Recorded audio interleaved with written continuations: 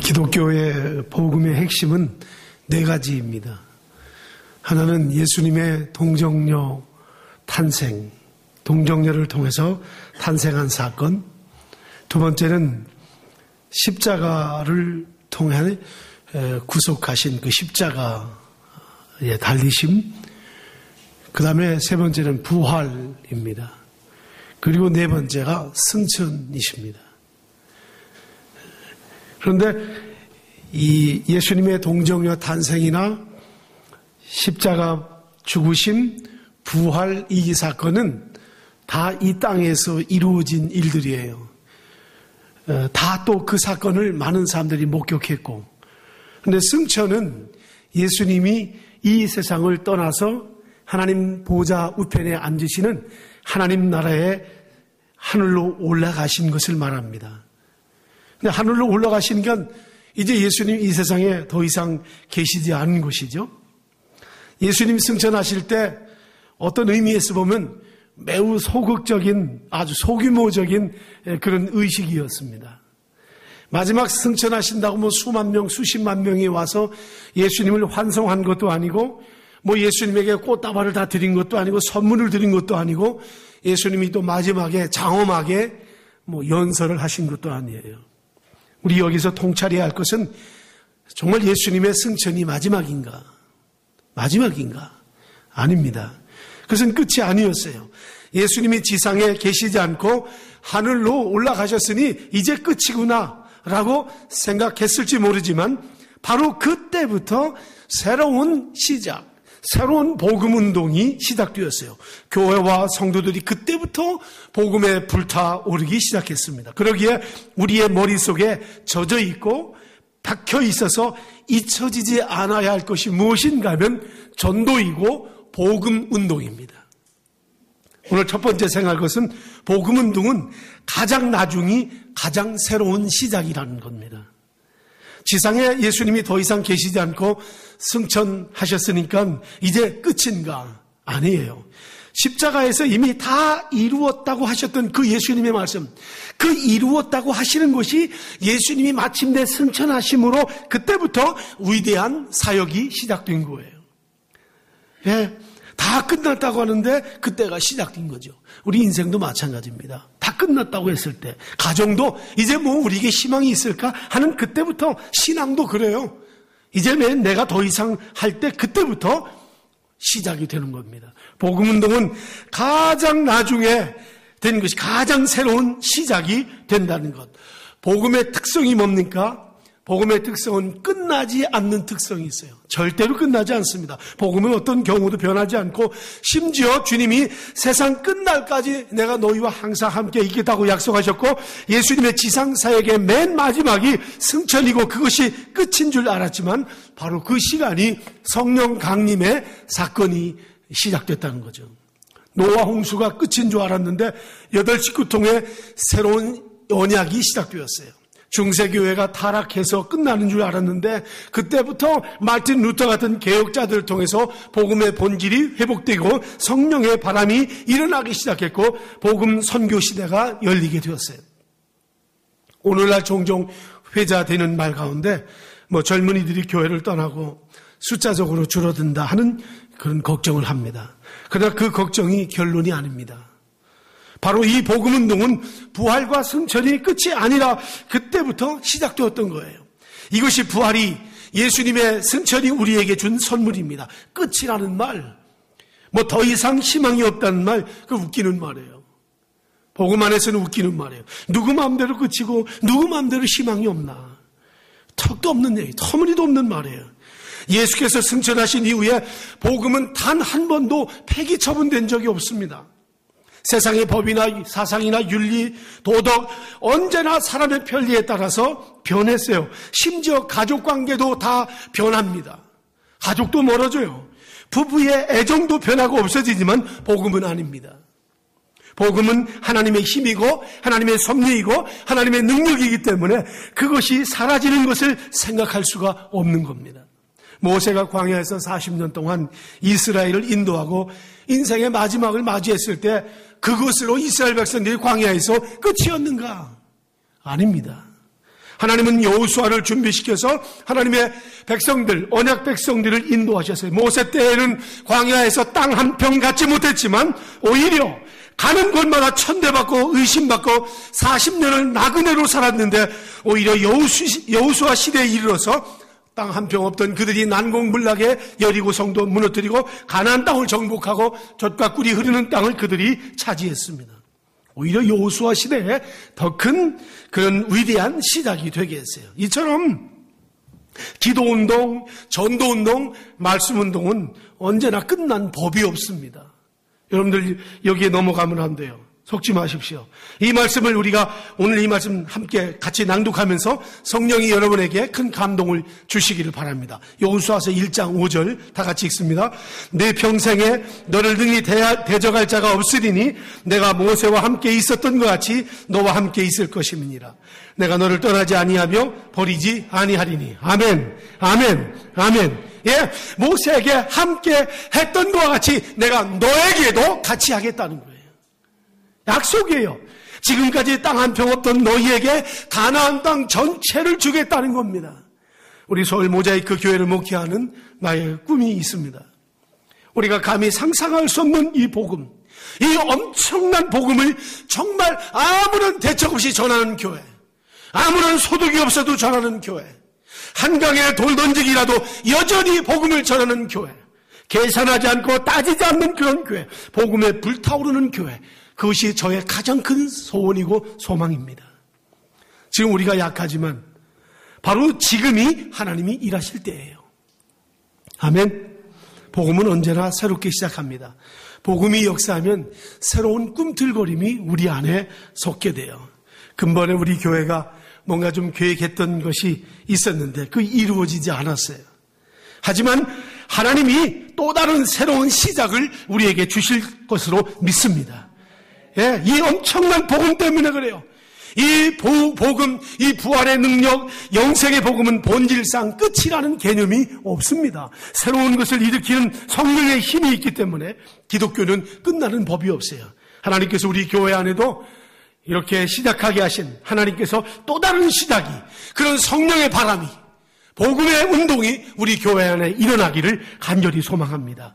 마태복음 24장 14절에 이 천국 복음이 모든 민족에게 증거되기 위하여 온 세상에 전파되리니 그제야 끝이 오리라. 끝은 언제냐? 복음을 다 전하고 주님이 오시는 그때가 끝이에요. 주님이 오시는 걸 경험하지 못하는 이상 우리는 끝이라고 말하면 안 됩니다. 우리는 그때까지 복음이 전파돼야 돼요. 어떤 경우라도 복음을 전해야 돼요. 제가 지난 금요일 저녁에 북한 선교하는 선교사님 만났습니다. 그 통해서 원래 그 목요일 날 우리가 만났는데 제가 이 얘기를 다 못 들었어요. 그래서 다시 금요일 날 저 신방을 갔다 온 다음에 오후에 만났습니다. 5시부터 8시까지 3시간 동안을 이야기를 하는데 그 북한 선교를 위해서 그렇게 애를 쓰고 미국 시민권자이고 부부가 북한 자주 왔다 갔다 하는 분인데 연길에다가 자기 근거지를 두고서 하고 있어요. 근데 제가 이번에 아주 놀라운 이야기를 들었습니다. 북한 선교를 위해서 한국교회가 뭘 할 수 있을까? 한국교회 희망 없다는 거예요. 북한 선교를 위해서 한국교회가 하는 거 없다는 거예요. 그걸 단적으로 말하더라고요. 뭘 했느냐고 그러더라고요. 그러면서 몇 가정 이야기를 하는데 중국의 한족교회, 원래 중국 오리지널 중국교회, 그러니까 중국 사람들이죠. 조선족이 아니고 중국 교회 가정, 4가정이 지금 연길에 와서 전 남방 운남성에 사는 4가정이 연길에 와서 거기 터를 잡고 한 집에서 다 산답니다. 부부가 사는데 거기서 애도 낳고 거기서 2사람은 직장 다니고 사업하면서 그 돈을 벌어가지고 그 나머지 사람 한 5-6명이 한 달에 한 번씩 저 북한에 들어가서 그동안에 생활한 걸 가지고 가서 또 돈 버는 걸 가지고 가서 선교하고 오고 그 일을 한다는 거예요. 제가 그 얘기를 듣다가 생각해야 되는 게 한두 가지가 아니에요. 야, 우리가 뭘 하는가? 우리가 뭘.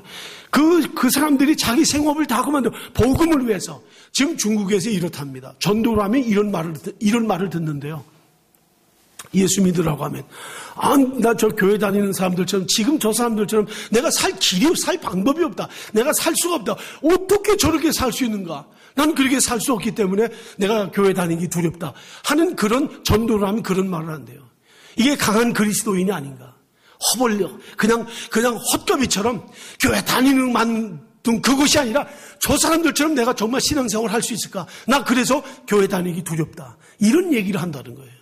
그런 정도. 그러니까 한 가정이, 4가정이 그냥 연길에 다 이사 와가지고 북한 선교를 위해서 모든 것 제껴놓고 복음을 전하고, 거기서 애를 낳고 한 방에서, 한 집에서 4 부부가 사는데 거기서 애도 낳고 그냥 마루도 쑥쓰고 다 쑥쓰라는 거예요. 그러면서 복음을 전하고 있는데 우리 지금 뭐 하고 있는가? 하나님의 복음이 온 세상에 전파되리니 그제야 끝이 오리라.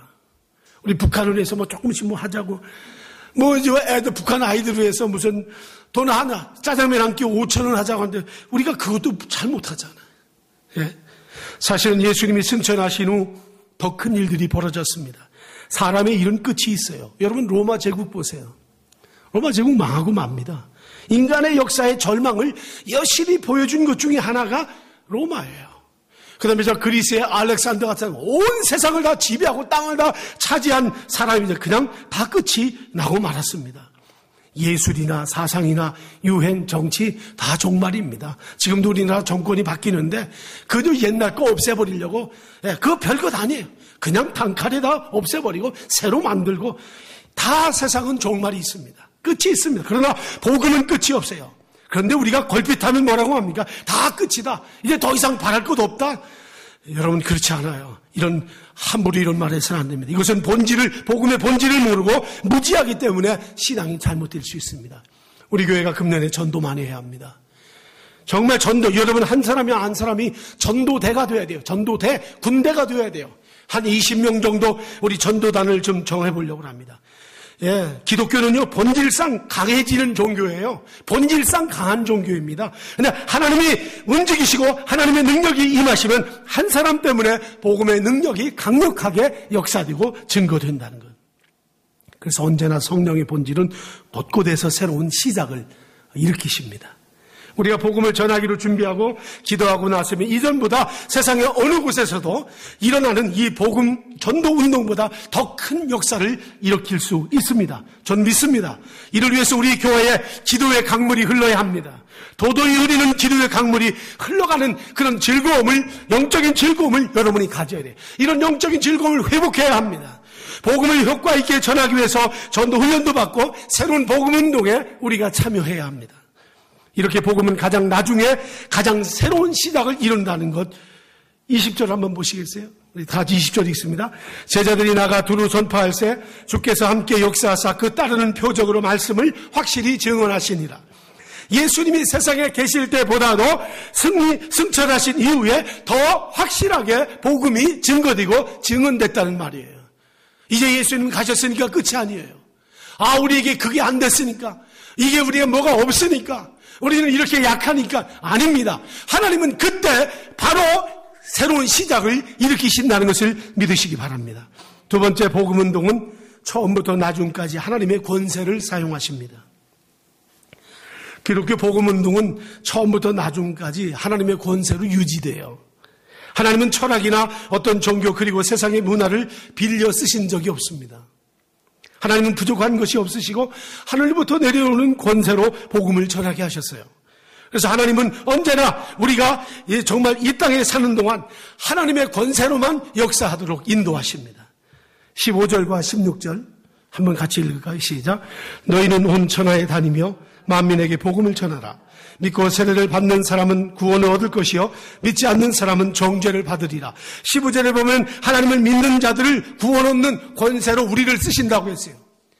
여러분, 우리가 하나님 백성들이, 안 믿는 하나님의 사람들이 구원받는 그 권세로, 구원 얻는 권세로 우리를 사용하시고, 16절에는 믿지 않는 자는 정죄를 받는 권세로 또 믿는 사람들을 사용하신다고 그랬습니다. 우리는 사람을 정죄할 수 없습니다.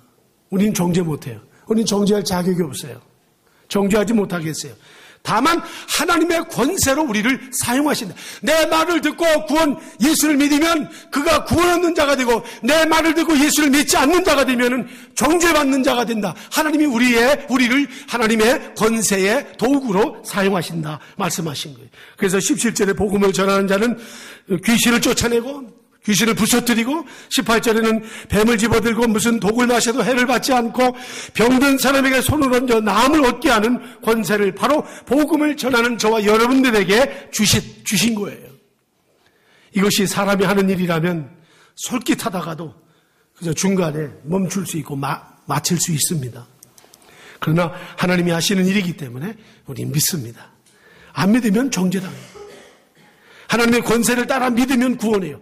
그래요. 하나님의 하시는 일은 처음부터 끝까지 변함이 없고 변함 없기 때문에 우리가 기도하는 겁니다. 우리가 기도해요. 하나님이 들쭉날쭉 하나님 늘 변하시는 분이면 우리가 기도할 필요 없어요. 하나님 변치 않으시는 분이에요. 변하는 건 내가 변합니다. 그렇게 기도하는 우리가 되시기를 바랍니다. 아멘. 아멘. 예, 어차피 우주에는 법칙이 있어요. 정글에도 정글의 법칙이 있습니다. 그 무시무시한 정글에도 힘이 작용하는 원칙이 있습니다. 그것은 힘의 대결, 권세의 대결이에요. 우주의 법칙은 언제나 파워, 이 힘이 밀치고 들어오면 다 침몰되고 그 다음에 다 함몰되고 맙니다. 하지만 하나님은 이런 힘에도 한 번도 밀리신 적이 없어요. 끝까지 기다리면서 이루시는 분이에요. 십자가의 죽으심이 끝인 줄 알았는데 부활하셨어요. 승천하셔서 이제 다 주님이 떠나셨으니까 그 다음에 모든 거 끝이 났다 했을 바로 그때에 성령이 강림해서 복음의 운동이 다시 시작됩니다. 권세의 대결에 세 가지 법칙이 있습니다. 하나는 자연세계를 움직이는 복음 전파의 권세입니다. 바다를 잠잠케 하고 오병이의 역사를 일어나고 3년 6개월 동안 비가 안 왔을 때 기도함으로 비가 오게 하는, 저 아이티에 지진이 오고 일본에 쓰나미가 왔을 때 하나님이 그때 자연을 이용해서 하나님의 백성들을 사용하셔서 복음을 전하게 했어요. 그래서 우리가 손을 내밀어 믿음으로 붙잡기만 하면 하나님은 우리를 쓰십니다. 두 번째는 영의 세계를 움직이시는 복음 전파의 권세입니다. 하나님은 우리로 하여금 마귀와 귀신을 물리치는 권세를 우리에게 줬어요. 복음 전파할 때 권세를 주시고 영의 세계를 움직이는 그런 권세를 우리에게 주셨습니다. 믿으시기 바랍니다. 여러분들 영적 전쟁에서 우리가 약해요. 강하게 해야 돼요. 기도하지 못해서 하나님 앞에 전적으로 신뢰하지 못해서 우리의 영적 세계가 떨어져 있는, 그 보수가 떨어져 있어요. 늘 얼어 있는 거죠. 빙점이라는 그 일본의 소설이 있는데 그 빙점이 뭐냐면 얼음이 어는 온도예요. 얼음이 어는 온도가 빙점이라는 뜻이에요.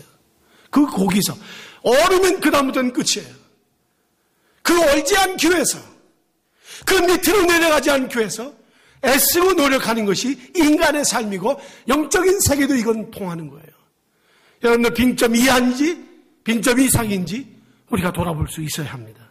나의 믿음의 세 번째는 육신의 법을 움직이시는 복음 전파의 권세가 있습니다. 질병에 대해서 주님은 거침없이 내가 원하노니 나음을 입으라. 주님의 권세가 오시면 병 나음을 입고 믿음을 열게 하십니다. 이것이 권세의 대결이에요. 뭐예요? 자연세계, 그리고 영적세계, 육신의 법을 움직이시는 하나님의 권세입니다. 나의 믿음의 부족, 기도의 부족에 초점을 맞추면 우린 시들어지고 맙니다.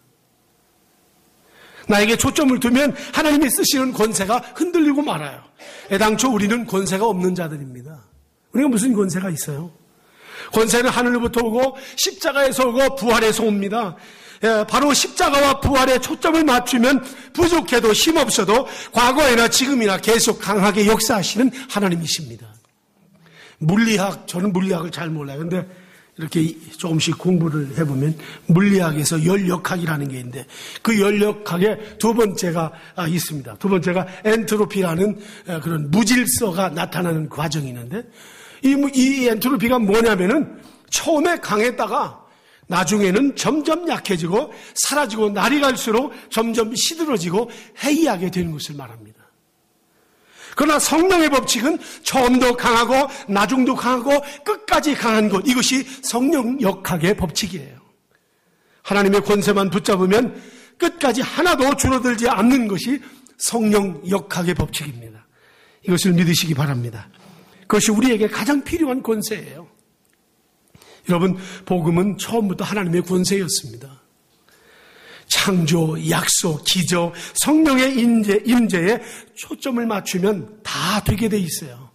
쓸데없는데 우리가 초점을 맞추니까 안 됩니다. 그것이 나의 부족, 나의 인생에다 초점을 두면 시들어진다니까요. 그게 문제예요. 자꾸 우리가 세상을 바라보면 시들어지고 우리가 낙담할 수밖에 없습니다. 사랑하는 여러분, 성령의 불길이 사라져가고 교회의 기도가 사라지고 전도가 시들해진다고 여러분 생각도 말고 말하지도 마십시오. 그런 말을 함부로 하지 마세요. 그건 죄예요, 죄. 말을 바꾸어야 합니다. 성경은 복음의 능력이 약해지는 법도 쇠퇴해지는 법도 없음을 증언하고 있습니다. 하나님은 어제나 오늘이나 영원토록 동일하신 분입니다. 믿습니까? 다만 복음을 맡은 목회자와 교인들이 문제이죠. 복음을 쥐고 있는 손이 내려놓았기 때문에 문제입니다. 복음은 영원토록 변함이 없어요. 우리가 손을 다 놓고 있기 때문에 그래요. 우리는 오늘 이 주일예배에 우리 각성해야 합니다. 내가 왜 복음을 손에서 놓았는가? 하나님이 나에게 주신 선물을 왜 내가 놓았는가? 우리 이것을 가슴 깊이 가져야 합니다. 이것이 강하면 교회가 강해지고 교회가 성숙해지고 그 다음에 교회다워집니다. 아멘.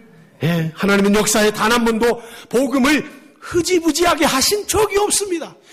기독교 역사의 중세 1000년 동안 그렇게 교회들이 타락해도 복음은 흐지부지한 적이 없어요. 하나님은 절대로 그것을 용납하지 않으셨습니다. 복음이 약해지고 흐지부지 되는 것은 사악한 우리의 인간성 때문이지 복음은 변해본 적도 없고 그렇게 약해져 본 적도 없습니다. 하나님은 그런 법이 없어요. 복음이 그렇게 변해본 적이 없습니다. 마태복음 28장 20절에 내가 세상 끝날까지 너희와 항상 함께 있겠다. 주님이 말씀하셨어요. 하나님 여전히 변함이 없습니다. 히브리서 4장 11절에 하나님의 말씀은 살았고 운동력이 있다고 그랬어요. 역시 복음은 변함이 없음을 증명해 줍니다. 그러기에 우리 그리스도인들 정말 조심해야 합니다. 과거 10년, 20년 전에는 역사하시고 은혜를 주시던 하나님이 지금은 왜 역사를 안 하시는가? 나 옛날엔 그랬었는데 이렇게 생각하면 우리가 문제입니다. 우리의 의지가 문제예요. 그렇게 순종 못하는 것은 우리 신앙의 문제이고 우리 인간성의 문제입니다. 하나님은 지금도 모자이크 교회 성도들과 함께 계시고 관절과 골수를 찔러 쪼개는 중에 있습니다. 이것을 느끼시는 여러분들이 되시기를 축원합니다. 그 사실을 믿음대로 될지어다.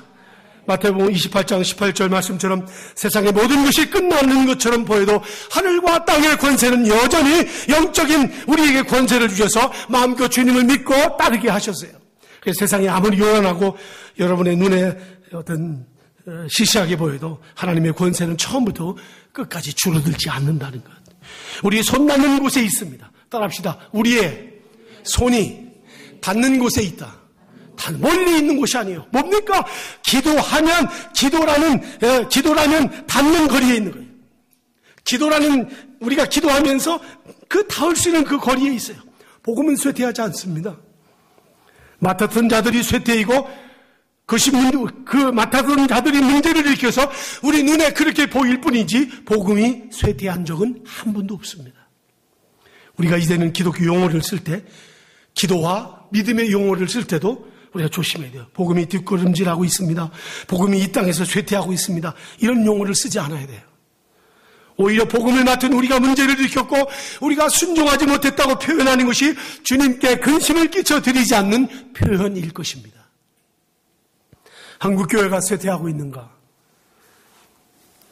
겉으로 그렇게 보입니다. 그건 복음의 쇠퇴는 아닙니다. 오히려 부유해지고 물질과 명예 그리고 교만에 빠진 목사와 평신도들이 문제를 일으킨 겁니다.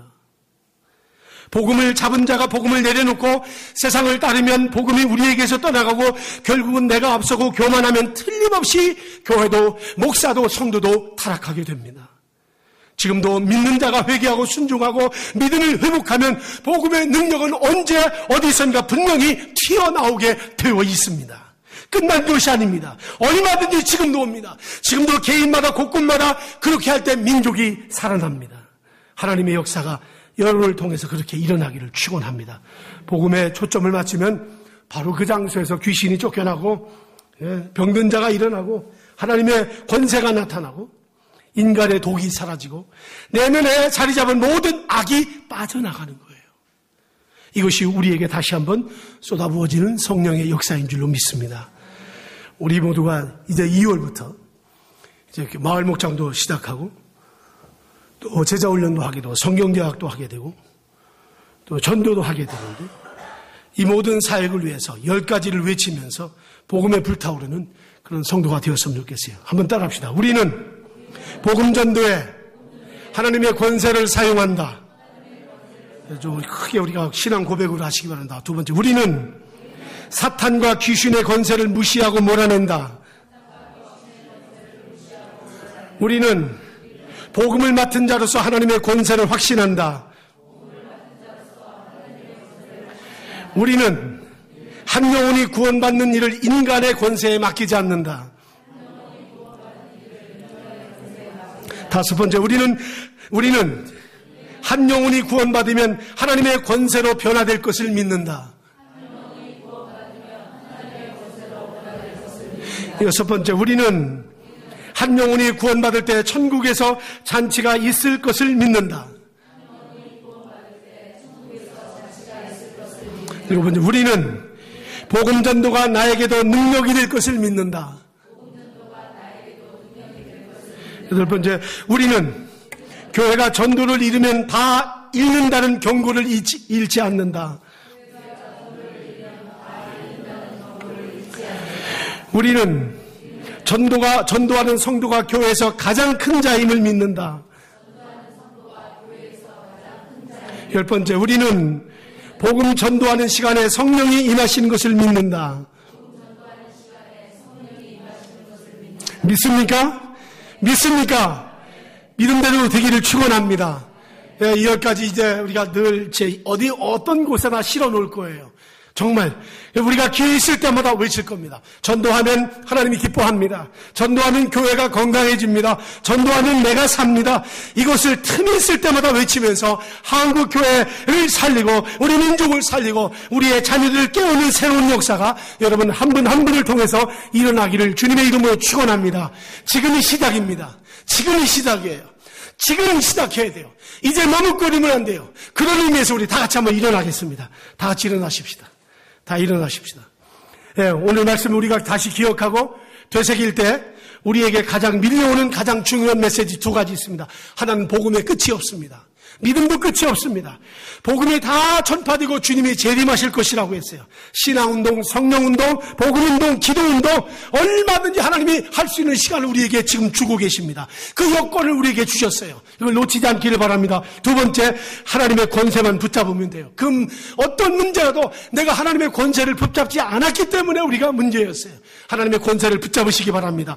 성령의 역사가 그냥 콸콸 쏟아지는 은혜의 역사가 여러분에게 있기를 주님의 이름으로 축원합니다. 우리 서 있는 채로 한 1, 2분 동안 함께 기도하겠습니다. 오늘 말씀 기억하면서 내가 늦었다고 아니라고 과거의 것에 치우쳤는데 이제 주님 시작하시는 주님 의지합니다. 두 번째, 하나님의 권세만 의지하게 하여